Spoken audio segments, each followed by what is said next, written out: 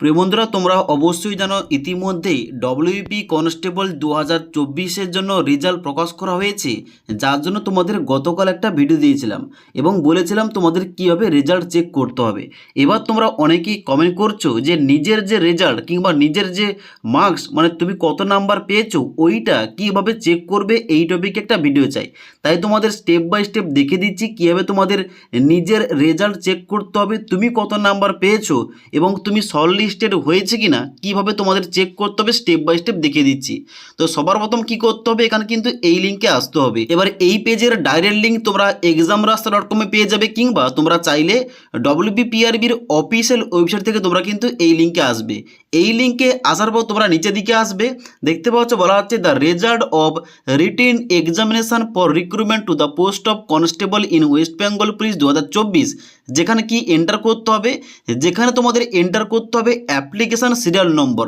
তোমাদের যে application serial number মানে তুমি যেটা দিয়ে অ্যাডমিট কার্ড ডাউনলোড করেছিলে, কিংবা তোমাদের যে অ্যাপ্লিকেশান ফর্মে অ্যাপ্লিকেশান সিরিয়াল নম্বরটা রয়েছে, ওই অ্যাপ্লিকেশান সিরিয়াল নম্বরটা এই ঘরটায় এন্টার করবে। তার নিচে তোমাদের ডেট অফ বার্থ এন্টার করতে হবে এবং তার নিচে তোমাদের দিতে হবে এখানে সিলেট ডিস্ট্রিক্টের জায়গায় তোমাদের কিন্তু ডিস্ট্রিক্টের নামটা সিলেকশন করতে হবে। সিলেকশন করার পর নিচে এসে তোমরা সার্চ রেজাল্ট অপশানে ক্লিক করবে। এবার সার্চ রেজাল্ট অপশানে ক্লিক করার সঙ্গে সঙ্গে তোমাদের নিচের দিকে রেজাল্ট বেরিয়ে আসবে, যেখানে তোমাদের প্রথমেই লেখা থাকবে নেম অফ দ্য ক্যান্ডিডেটের জায়গায় তোমাদের নাম লেখা থাকবে, তারপরে তোমাদের অ্যাপ্লিকেশান সিরিয়াল নম্বর, তারপরে তোমাদের রোল নাম্বার, তারপর তোমাদের ডেট অফ বার্থ, তারপর ডিস্ট্রিক্ট, জেন্ডার এবং তার সঙ্গে সঙ্গে তুমি কোন ক্যাটাগরি থেকে আবেদন করেছিলে এখানে কিন্তু তোমাদের শো করবে। এবং ডান দিকে তোমাদের শো করবে মার্কস অবটেন, মানে তুমি কত নাম্বার পেয়েছো এখানে কিন্তু তোমরা দেখতে পাবে। ওকে, এবং এখানে যে নাম্বারটা তুমি পেয়েছো ওই নাম্বারের ভিত্তিতে এখানে কিন্তু তোমাদের শর্ট লিস্টেড করা হয়েছে কি হয়নি এখানে কিন্তু লেখা থাকবে।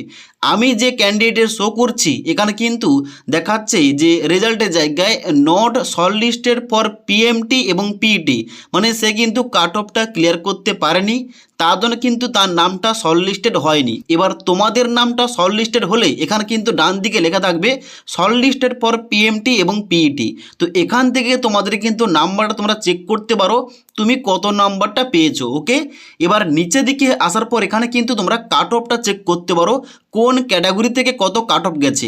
এখানে দেখতে পাচ্ছ ক্যাটাগরি অনুযায়ী এখানে সমস্ত কিন্তু কাট অফগুলো দেওয়া রয়েছে, তোমরা চাইলে এই ক্যাটাগরি থেকে তোমরা কাট অফগুলো চেক করতে পারো। ওকে, এবং তোমার নিজের নাম্বারটা চেক করার জন্য কিন্তু এখানে তোমাদের মার্ক অবটেনের জায়গায় তোমাদের দেখতে হবে তুমি কত নাম্বারটা পেয়েছো, এবং ডান দিকে তোমাদের রেজাল্টে নিজে তোমাদের শো করবে এখানে তুমি শর্ট লিস্টেড হয়েছে কিনা, কিংবা তোমরা পিএমটি এবং পিইটির জন্য তোমরা ডাকটা পেয়েছো কিনা।